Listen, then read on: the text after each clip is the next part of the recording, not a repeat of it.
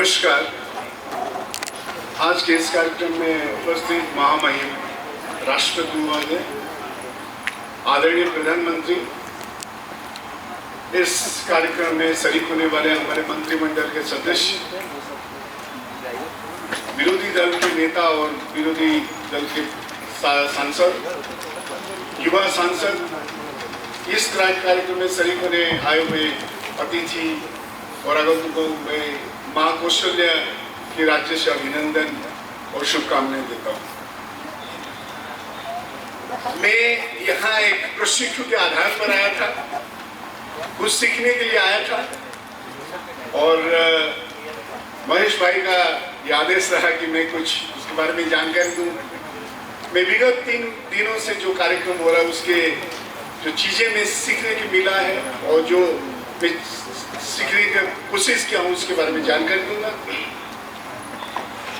पहले तो मैं महेश भाई को बधाई दूंगा कि इस प्रकार कार्यक्रम करके युवा शक्ति में, इस 3 दिवसीय युवा शक्तियों में एक नए जोश के ऊर्जा उठाने के लिए जो प्रयास किए उसको मैं बधाई देता हूँ। मैं पहले आया था, मैंने महसूस नहीं था इस प्रकार के कार्यक्रम हो सकता है और जानकारी कुछ हुआ कि विगत 16 वर्षों से लगातार इस कार्यक्रम को किए हुए हैं। निश्चित रूप में उनके मन में पीड़ा है कि जिस प्रकार, जिस आधार पर इन्होंने कार्यक्रम को परिलिखित किया था, ये जो सोचा था, योजना किया था, कुछ कठिनाई के कारण संख्या में कुछ कम बच्चे आए हुए हैं। लेकिन मैं कल ब्रह्म कुमारी के दीदी लोगों को देखा। मैं ब्रह्म कुमारी संस्था से जुड़ा हुआ हूँ।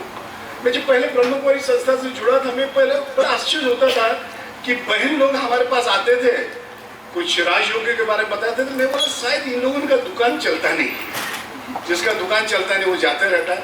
लेकिन मन में एक चिंतन आया कि देखिए जो अच्छी चीजें हैं उसके लिए महसूस प्रयास करना पड़ता है। संख्या बड़ी चीज नहीं है।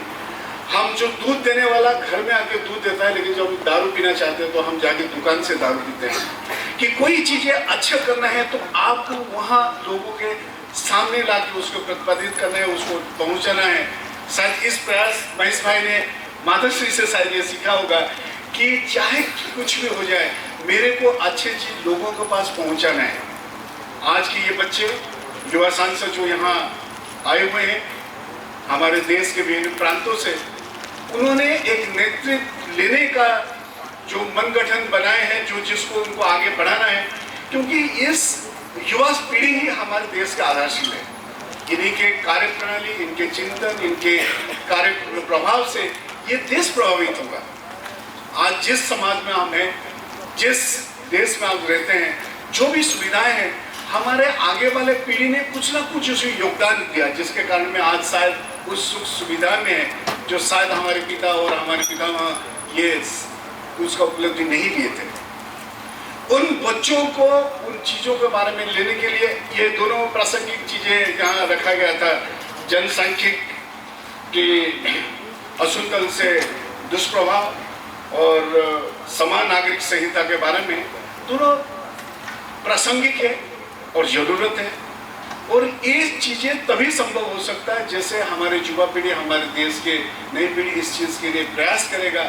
कोई भी सरकार हो, हमारे लिए सौभाग्य की बात है बीजेपी है जो कि इस चीजों को आगे बढ़ाने के लिए एटलीस्ट मन में ठान लिया है कि इसको करने के लिए। मैं ये नहीं कहूँ दूसरी पार्टी करेगा ना करेगा, लेकिन उन्होंने ठान लिया है।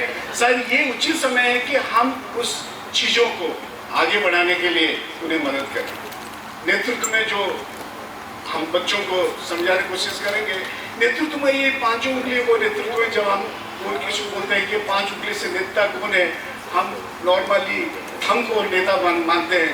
थंब को इसलिए नेता मानते हैं इस कारण नहीं कि ये मोटा है, इस कारण नहीं कि ये आगे पीछे बाएं दाएं चारों तरफ जैसे यानी ये फ्लेक्सिबल है। नेता वही होता है जो सरल सहज होता है, जो आगे पीछे जा सकता है, लोगों के साथ एडजस्ट करता है।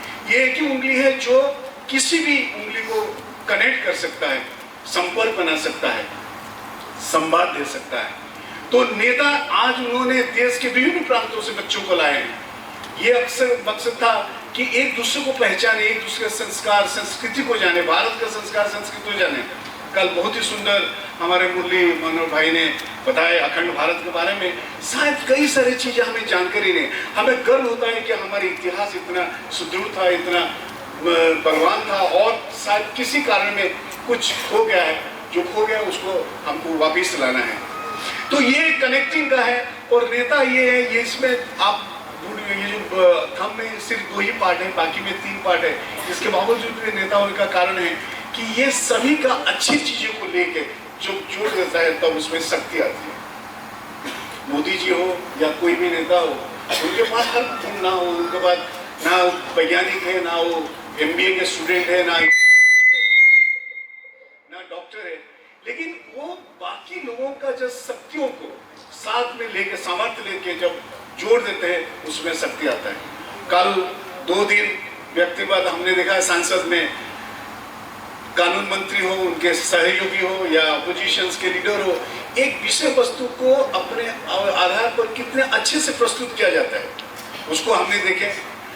अपोजिशन का रोल ये नहीं था कि सिर्फ इसको बिल को खंडित किया जाए, उसमें त्रुटियां को दर्शाया गया ताकि लोग उस बिल में और अच्छी चीजें सोच सकते हैं। जो ही हमारे ये युवा पीढ़ी जो कल हमारे विधानसभा में आएंगे, संसद में आएंगे, मंत्री बनेंगे, राष्ट्रपति बनेंगे, इन्हें इस ट्रेनिंग प्रोसेस के बारे में जो जानकारी हुआ, शायद ये जब उस पद पर आएंगे देश के लिए और प्रगति और अच्छे कर सकते हैं। समाज के समृद्धि, समाज के प्रगति, समाज की उत्थान तभी हो सकता है जब मानव में महिला और पुरुष दोनों को यहाँ जो अवसर है या जो संसाधन हैं वो पूरी ठीक तरीका मिलने का रहेगा, तभी हम समाज में उन्नति कर सकते हैं। निश्चित रूप में ये जो सभी सब्जेक्ट दोनों रखे हैं, समान नागरिक संहिता इसी दिशा में हो। आज क्योंकि संसद अभी चलने वाला है और कोई अच्छी चीज़ें हमको सीखने को मिलेगा, और मैंने ये भी 2 दिन में ऑब्जर्व किया कि यहाँ जो भी आए हुए हैं बड़े आनंद के साथ इस चीज़ को देखते थे। ये युवा पीढ़ी जिस जोश में कार्य कर रहे हैं, ये पूर्ण विश्वास है, और जो शर्मा जी का सपना है कि बच्चों को हम इतनी ताकतवर करें कि वो हमारे देश को आगे लेने के लिए सकते हैं, उसी आशा, विश्वास की आकांक्षा के साथ मैं विदा लेता हूँ। धन्यवाद। जय भारत, जय।